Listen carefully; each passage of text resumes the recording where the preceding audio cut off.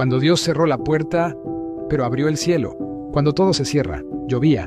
No era una llovizna suave, sino una de esas tormentas que parecen tener rabia. El viento azotaba los árboles como si quisiera arrancarlos desde la raíz, y los truenos parecían rugidos del cielo herido. Raquel apretaba los labios mientras miraba desde la ventana de su pequeño apartamento en las afueras. Las cajas a su alrededor estaban llenas. Había perdido su trabajo y el aviso de desalojo no era negociable. «Dios, ¿de verdad estás allí?», preguntó en voz baja, con los ojos llenos de lágrimas. Parecía que todo lo que alguna vez había amado se desvanecía. Su empleo como profesora en una escuela cristiana había terminado abruptamente cuando recortaron presupuesto. Su relación con su hermana estaba rota por una discusión absurda, y ni siquiera en la iglesia sentía consuelo. Estaba vacía, era como si Dios hubiera cerrado todas las puertas y dejado solo el silencio. Una vecina tocó a la puerta y le dejó un termo de café caliente y un pan. Nada más, sin palabras. Raquel se sintió más sola aún. Se sentó en el suelo, rodeada de cajas, y lloró como una niña que no entiende por qué le han quitado su juguete favorito.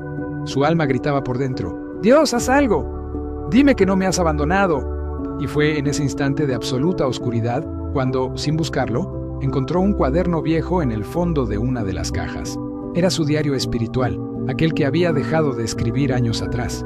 Lo abrió al azar, y en la página que se desplegó estaba escrito: «Aunque se cierren todas las puertas, Dios abrirá el cielo si tienes fe». Allí comenzó todo, en ese pequeño instante donde una palabra olvidada se convirtió en semilla, una historia en medio del desierto. Los días siguientes fueron una mezcla extraña de silencio y búsqueda.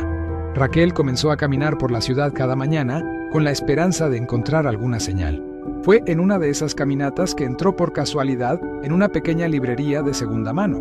No sabía por qué lo hacía, sus bolsillos estaban vacíos, pero allí, entre libros polvorientos, encontró una Biblia desgastada con una dedicatoria que decía: «Para el que necesita volver a creer».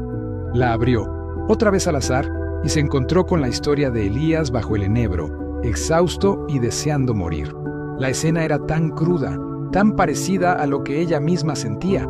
Elías había sido un profeta valiente, pero ahora se encontraba derrotado, huyendo, cansado de todo. Y entonces un ángel le tocó y le dijo: «Levántate y come, porque largo camino te resta». Raquel sintió un escalofrío recorrer su espalda. Tal vez, solo tal vez, Dios aún hablaba. Quizá Él no había cerrado las puertas para castigarla, sino para protegerla, para empujarla hacia algo mayor, hacia ese largo camino que aún le restaba por recorrer. El encuentro inesperado. Una tarde, mientras ayudaba a una señora mayor a cargar unas bolsas en el mercado, ésta le ofreció un té en su casa. La mujer, llamada Dolores, era viuda y vivía sola con sus gatos. Mientras conversaban, Raquel le habló de su situación. Dolores la escuchó con los ojos húmedos y, sin pensarlo, le ofreció quedarse con ella unas semanas hasta que encontrara algo. Aquella casa antigua se convirtió en un refugio. Dolores oraba cada noche, leía la Biblia y cocinaba como si cada comida fuera una celebración. Fue ella quien le enseñó que a veces los milagros no vienen envueltos en luces, sino en pequeñas acciones cotidianas. ¿Sabes lo que dice Isaías 43? Le preguntó una noche. Dais: «Cuando pases por las aguas, yo estaré contigo, y si por los ríos, no te anegarán». Raquel, tú no estás sola. Y Raquel comenzó a creerle la historia de José. En una de las muchas conversaciones que compartieron, Dolores le habló de José, el hijo de Jacob, vendido por sus propios hermanos, arrojado a un pozo, falsamente acusado y encarcelado. Durante años, su vida pareció una sucesión de puertas cerradas, pero un día, Dios usó todo ese dolor para levantarlo como gobernador de Egipto. Raquel lloró al escuchar la historia completa. Se vio reflejada en cada caída de José, en cada silencio de Dios, en cada traición que parecía injusta. Pero también entendió algo. Cada paso, cada encierro, cada lágrima era parte del plan. Dios nunca había dejado de escribir. Un milagro cotidiano. Cada semana con Dolores fue una lección. Aprendió a cocinar recetas simples con amor. Aprendió a regar las plantas y a hablarle al cielo sin temor. Aprendió que la fe no siempre grita, a veces susurra. Y fue ahí donde Dios comenzó a revelarse con más fuerza. En una carta que llegó con una disculpa de su hermana. En un perro callejero que empezó a seguirla cada mañana como un ángel silencioso.